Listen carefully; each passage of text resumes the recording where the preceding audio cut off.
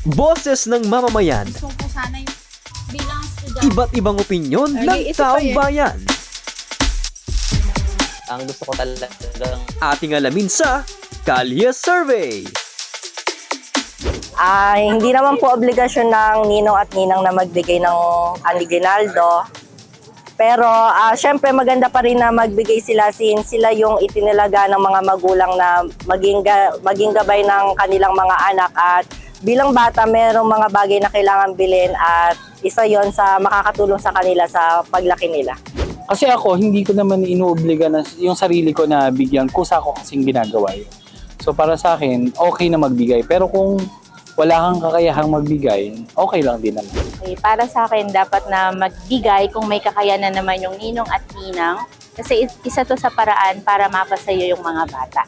For me po, kung meron naman pong ibibigay, pwede naman po magbigay. Kumbaga po, hindi po siya sa pilitan. Kung ano lang po yung kaya nila kasi hindi naman po nila yun obligasyon.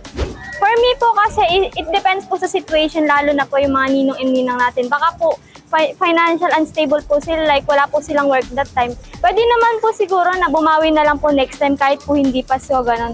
For example po, kung yung mga inaanak naman po is may pera din naman, kahit po siguro di po muna. Depende din po sa financial.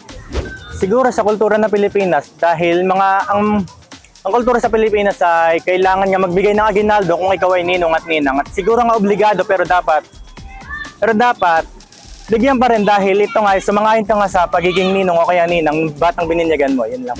Di ba nga po, ninong at ninang, may mga bata po talaga na inaasahan po yung tuwing Pasko na magbigay, may ninong po silang magbibigay tuwing Pasko, gano'n. O, dapat naman bigyan yung mga bata ng aguinaldo. Minsan lang sa isang taon yun. Siyempre, yun ang inaasam ng bata, Pasko. Depende rin sa antas ng bumuhay ng ninong at ninang. Kasi depende sa magiging ano niya. Kasi noon, talagang obligado kahit wala, pinangungutang. Pero sa ngayon, mahirap ng buhay.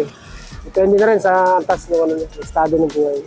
Boses ng mamamayan, Gusto ko sana yung bilang estudyante. iba't ibang opinyon ng taong bayan. ang gusto ko talagang Ating alamin sa Kalye Survey.